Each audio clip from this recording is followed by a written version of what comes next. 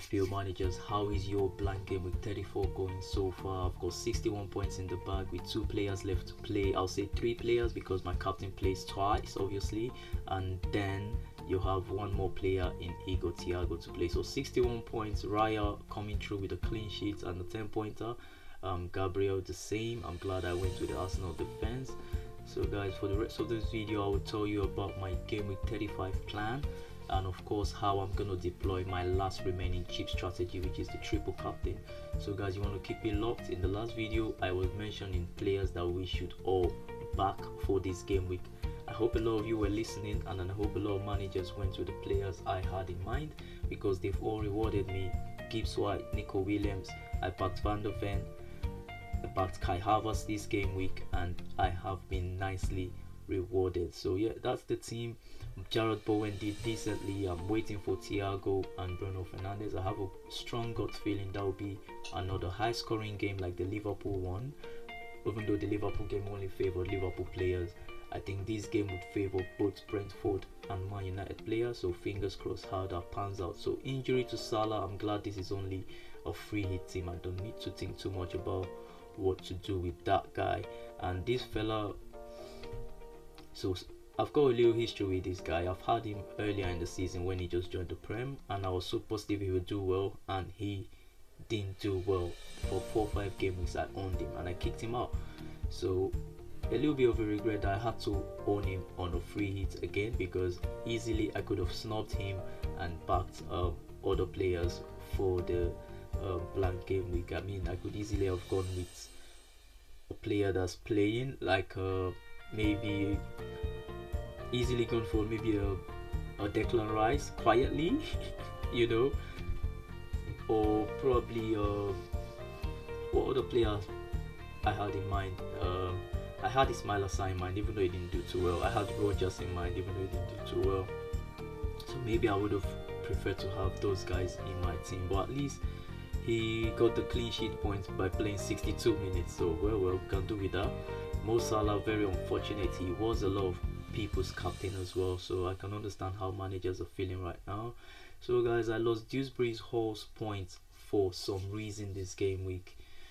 It's happened a lot already this season, but yeah, it just happened again in the blank game week. I wish I had played him ahead of Xavi. I think one of my templates I was comparing both players and probably swapping them for each other, but I couldn't look away from Xavi playing Wolverhampton.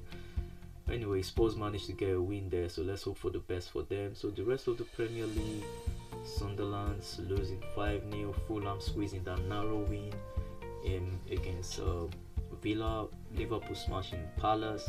Of course, only Munoz got on the score sheet, so if you went with Munoz, absolutely well done to you. Arsenal clean sheet, definitely. Newcastle blanked all their players, so not a good one there. Well, tonight we waiting, or rather Monday night, we're waiting for Man United and Brentford to do the rest of the magic for our FPL teams.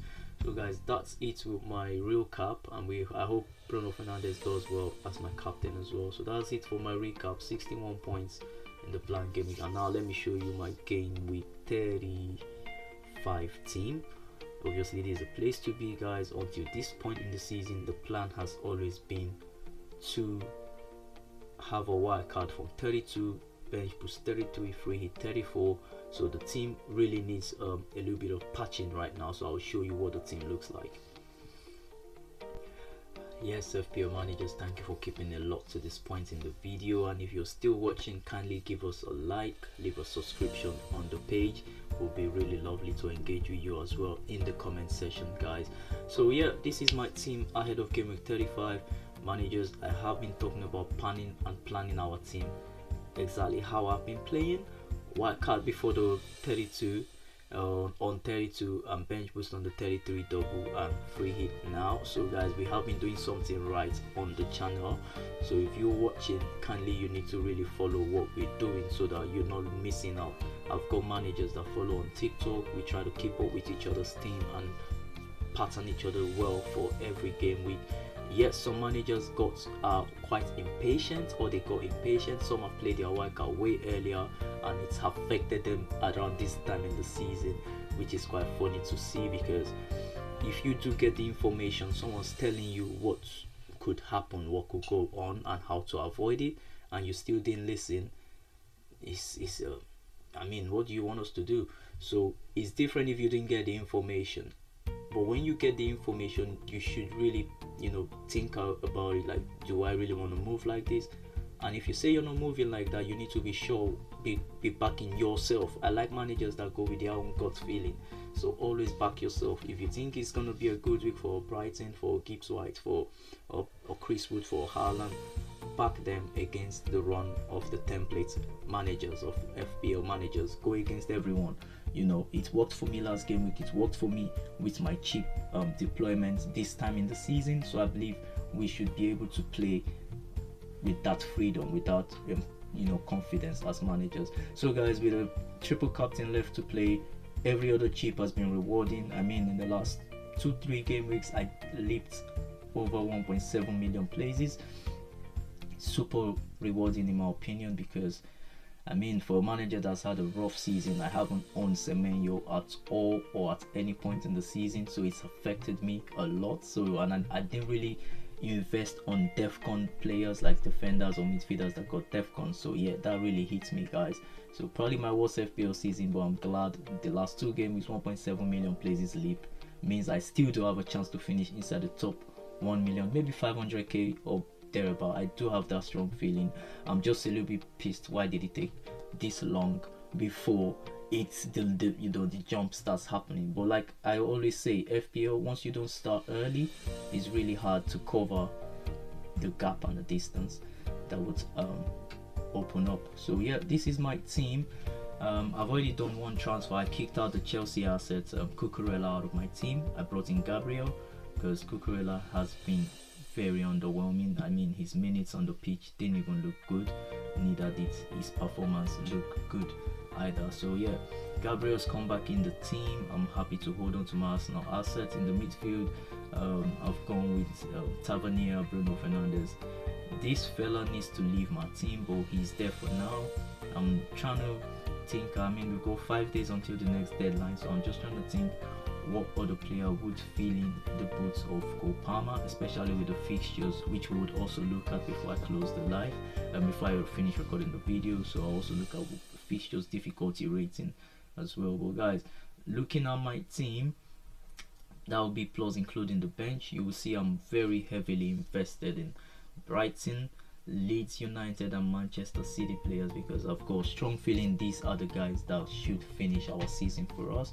So back in the Leeds guys, for example, their next couple of games is Newcastle, Wolverhampton, Leeds and Man United. I do see the Leeds, especially their attacking assets like Welbeck, Gross, Mintoma, Minte. I see these guys doing wonders through that period. Semenyo, very underwhelming. He's been playing from the right wing flank, and that has reduced his impact as an FPL asset. So guys, I might also be looking to kick this fella out, but I don't want to make blind moves. I want to make moves that would relate to the next double game week, probably in 36 or 37. So I think it's 36 anyways. So I'm really being strategic with my moves. So I mean, aside squeezing back Gabriel in this team, I really would just wait for information on the next double game week before I make my transfer. So 3-5-2 formation. Only other thing I would do different is probably play Welbeck ahead of maybe Semenyo, because honestly guys, he's really not up there for me anymore. You might still like him. This is the reason I'm having a poor rank this season.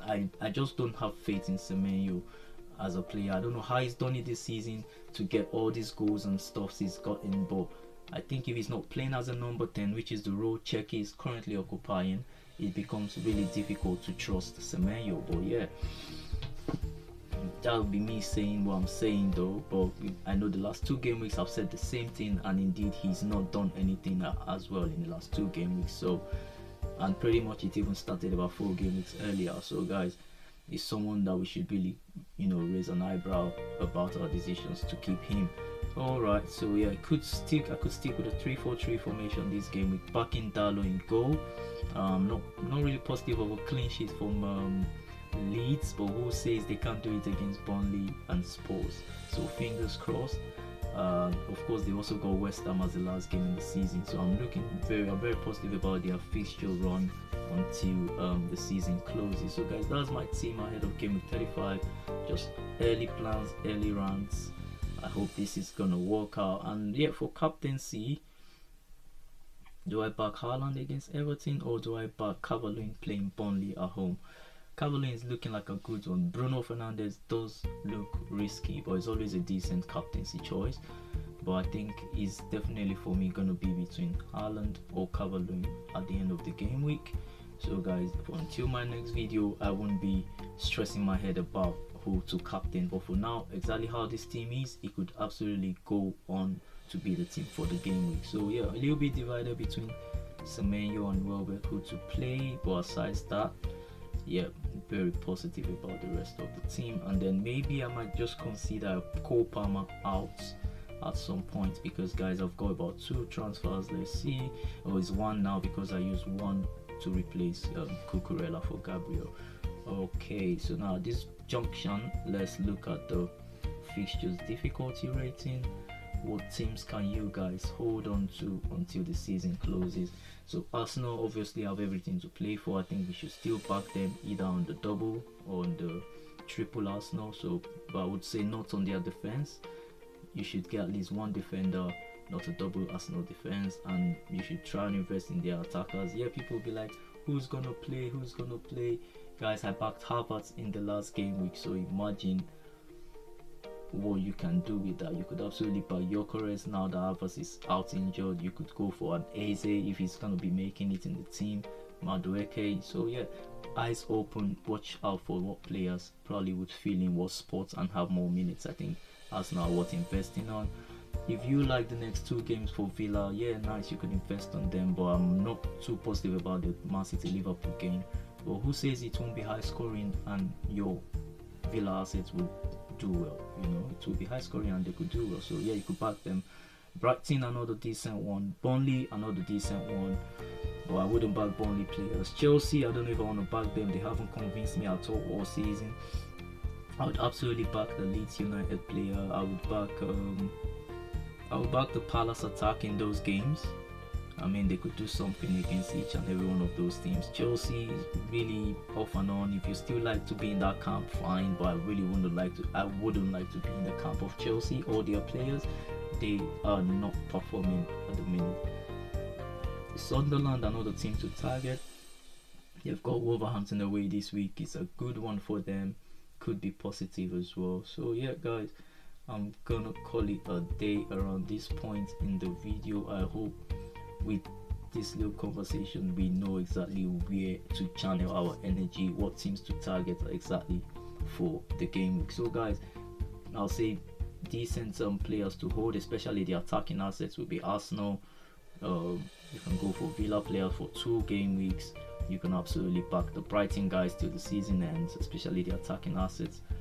Palace are good strongholds. Leeds players, I would back them up. Even the Fulham players, I mean, after this game against Arsenal, the next 3 games are very positive games for Fulham, so don't sleep on them. Man United, we know what players to look out for there. Probably Bruno Fernandes. If you like, maybe Bomo Kunya, that will be it for me. I'm not doing the Shesko business. So well guys, this is the few teams I would stick with. Maybe West Ham, I would back up Jared Bowen to keep doing well, but that would be just about it. So guys, that's the team, and yeah, playing the 3-4-3 formation for now. Backing Brighton to do well against Newcastle, but that could change, and I could absolutely back Semenyo to play that role instead. So guys, let me know what you think about the team. Let me know what your team headaches are in the comment section. Leave a like, subscribe to the channel. I'll see you all next time. Good luck.